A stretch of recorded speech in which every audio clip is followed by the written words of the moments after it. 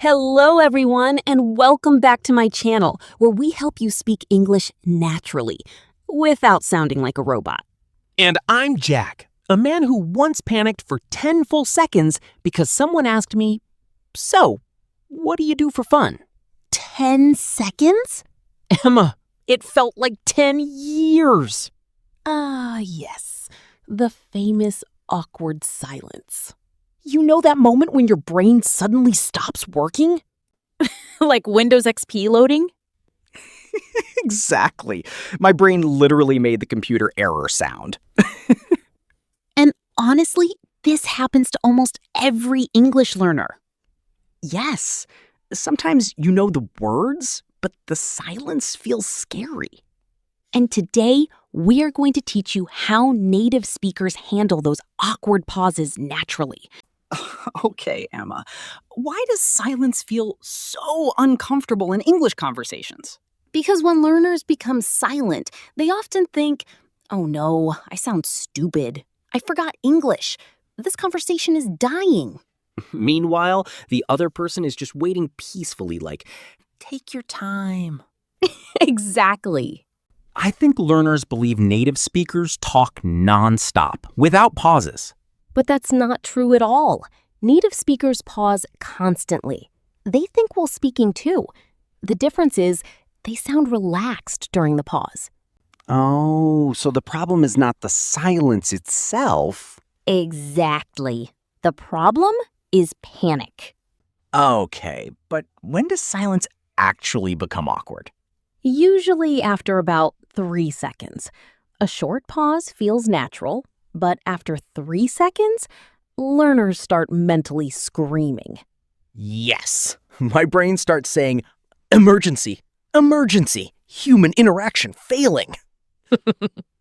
And then people panic and say random things like, "Haha, weather." Anyway, so oxygen is important. Honestly, I would probably say that. Here's the first big secret. Stop thinking, "I am stuck."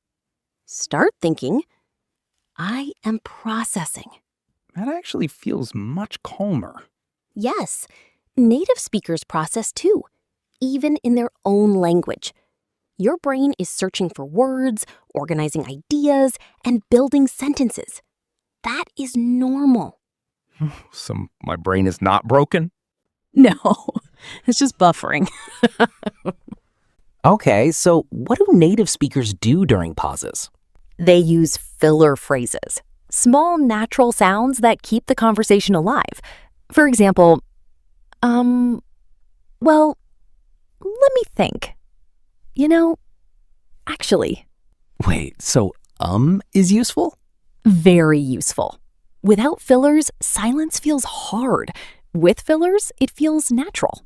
Okay, Emma, ask me something difficult. All right.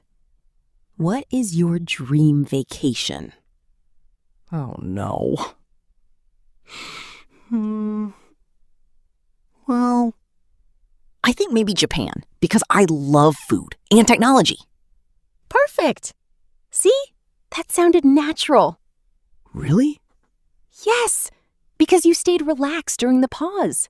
What if I need more time to think? Great question. Native speakers buy time naturally. For example, "That's a good question. Let me think. I've never thought about that before." Wow, that sounds intelligent and gives time. Exactly. It's a conversation superpower. One time, someone asked me, "What's your biggest fear?" And what did you say? Nothing. For 5 full seconds. I just stared at the wall like a confused cat. Honestly, that probably made the conversation more awkward. Exactly. The silence became its own personality. Here's an easy trick for our learners. Instead of trying to build long, perfect answers, start small. For example, question: "What movies do you like?" Simple answer: "I like action movies." That's enough. Oh, learners think every answer needs to sound like a TED Talk. Exactly. You are not defending your PhD thesis. Another trick native speakers use, they ask questions back. For example, what about you? How about you? Do you like that too? Oh, that removes pressure from you. Exactly. Conversation is like tennis. You don't hold the ball forever. Okay, Emma. What should we do physically during awkward silence? Great question. Because communication is not only words. Your body also speaks. That explains why my body looks terrified during conversations. Yes, sometimes learners freeze completely, like statues. My soul leaves my body for a few seconds. One very important thing is the active listening nod. The little head nod people do while listening? Exactly. Native speakers often nod slowly while thinking or listening. It shows, I understand, I'm still engaged, I'm thinking. Oh, so silence feels less awkward because your body still shows connection. Exactly. If you stay completely frozen, people think, did he disappear mentally? One more important thing is eye contact. What about eye contact? Sometimes I panic and start looking everywhere. Yes, learners suddenly become very interested in ceilings. Or random plants in the room. Exactly. But relaxed eye contact helps a lot. You don't need to stare aggressively like a movie villain. Just soft, natural eye contact. Look, think, then continue speaking. I noticed native speakers also use their hands a lot. Yes, hand gestures are powerful. Sometimes when you pause, you can lightly hold your hand in the air like this. So I was thinking, that gesture tells the other person, wait, I'm still talking. Oh, so the gesture keeps your speaking space alive. Exactly. Without it, people may think you finished speaking. That explains why people interrupt me sometimes. Yes, your sentence dies too early.